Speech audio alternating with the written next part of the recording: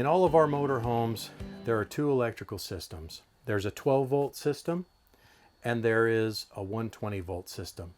The 12-volt system can operate things like the LED lights, the water pump, the water heater, and the heater that heats the actual vehicle.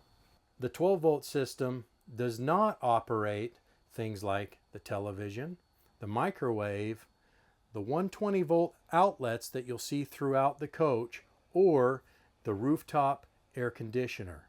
In order to operate those things, you need to either be connected to shore power at a campground or have the generator running.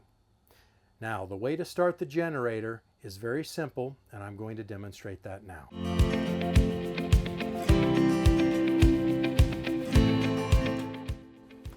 As with most functions in the RV, the generator is operated from the control panel. Now, the generator actually pulls fuel from the main fuel tank of the RV. It has a safety system that will only allow the generator to run until the fuel tank reaches a quarter of a tank empty.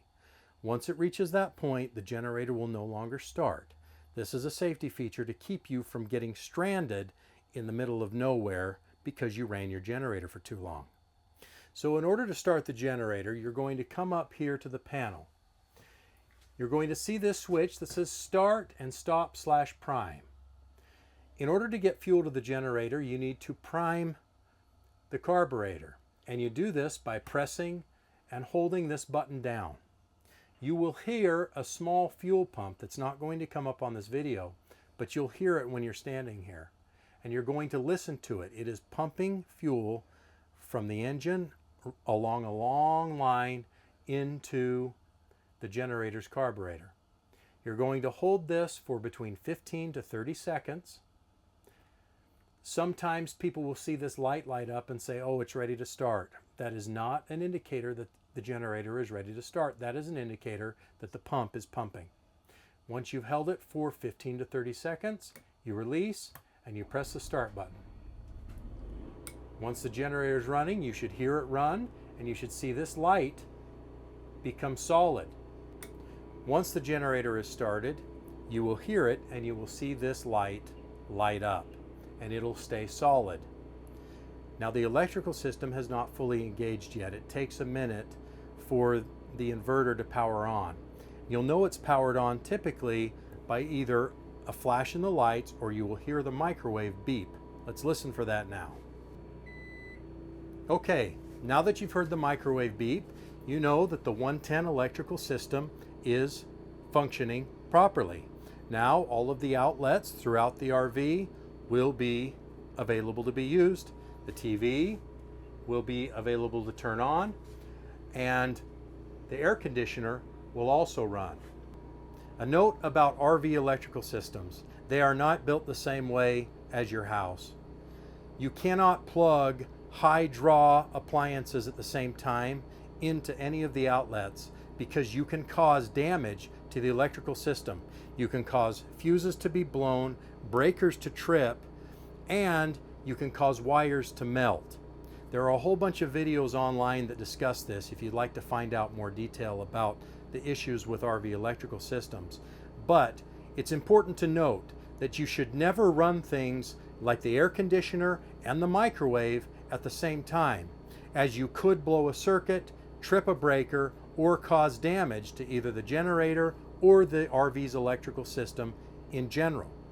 So when you're running the air conditioner, it's a good idea not to run the microwave. If you want to run the microwave, turn off the air conditioner so that you can run the microwave.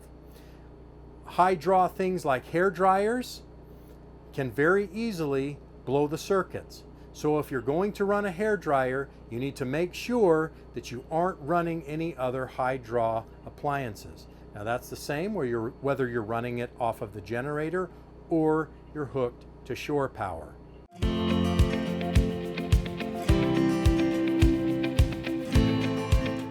Under this hatch we have the generator. Now it's covered by this panel, which you would typically never need to access. the generator can't be run with this panel off, as it will overheat and it will melt this door. So you must never run the generator if this panel is missing. Now, if you are directed to by service personnel, you can remove this panel by lifting up these levers and lifting up. This will expose the generator.